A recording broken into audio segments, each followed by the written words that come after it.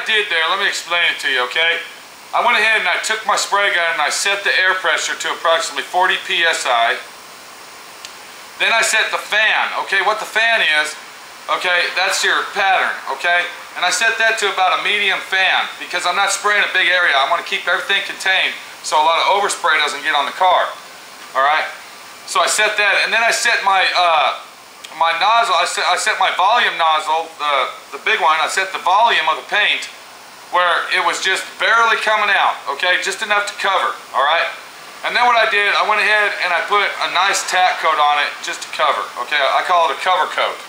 You didn't see me blend it in, I just covered the primer.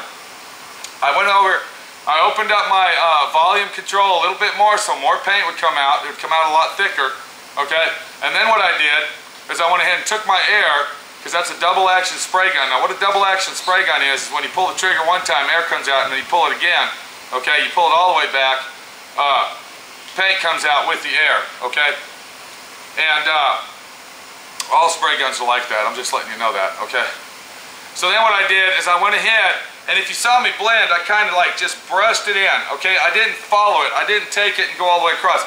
I went ahead to the end of the primer, and then I fanned it out, see? I went ahead to the primer and then fanned it away from it. And I went ahead and I stopped where the primer was, and I fanned it away again. And then I kind of just dusted it in on the edges. Now I got to do that one more time with the black. Black covers in 2 coats, okay?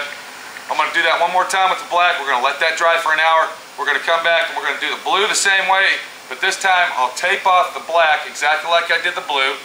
Okay, now you see why I taped the blue off first, because it's easier to take that black section off, okay, because I'll have to cover that whole thing instead of covering all the blue up. Okay, so anyway, that's how you fucking do it. Then I'll come back and we're going to look at it before, and then it'll be ready to color, sand, and buff in the morning.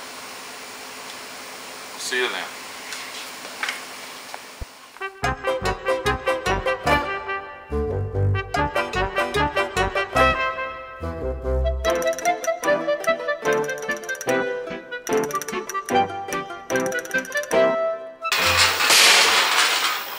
So this is it. This is the final moment that we all been waiting for. We want to see what the paint job looks like. We want to open the doors and see if it blended good, if the color matched, and if it's going to color, sand, and buff out good. Because color, sand, and buffing sucks.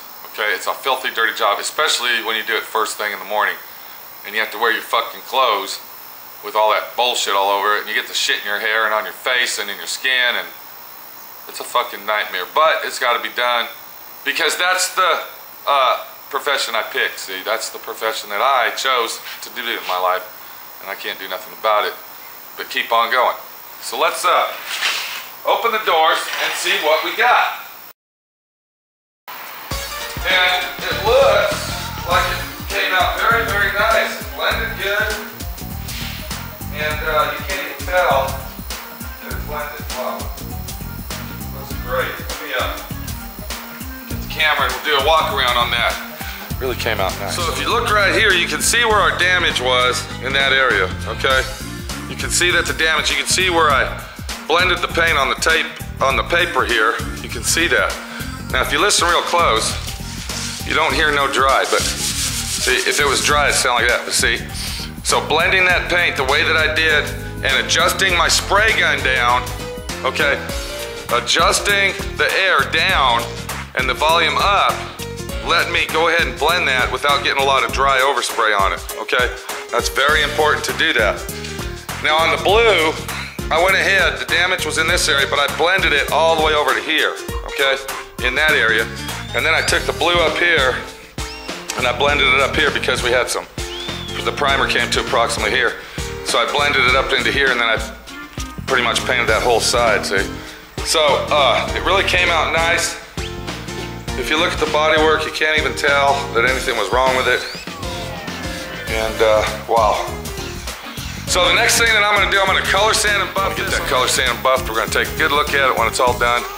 This little video set was basically about repairing the dent, okay? Repairing the dent and showing you how to do it with fiberglass resin matte compound, okay? That's very crucial when you have fiberglass gel coat that cracks. All right, don't fill it with Bondo, and don't fill it with Dynaglass, and don't fill it with Evercoat. You must make your own Bondo mix, filler mix, whatever you want to call it. Okay, and if you don't know what I'm talking about and you're just watching this video before you're watching the first videos of this set, okay, go back to the first 1, 2, 3 or whatever and you'll find out what I'm talking about. This is Pete. I hope you enjoyed learning how to do this set of fiberglassing, and you might not ever run into this problem. You might not, you know, ever imagine running into this problem.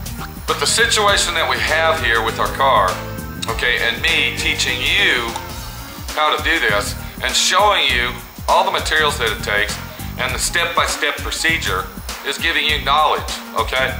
It's giving you knowledge that you didn't have before, all right?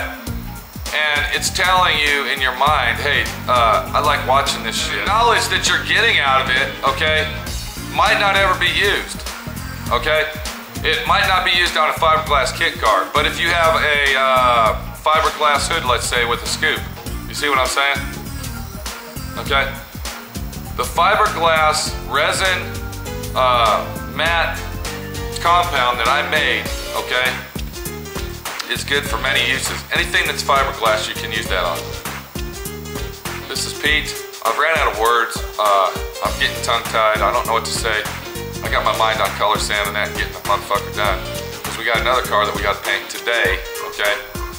And I got to get all this shit done. I'm by myself. That's life, though. That's life. You know? It's a one-man operation over here. It's a situation that has been controlled. Take it easy. This is Pete.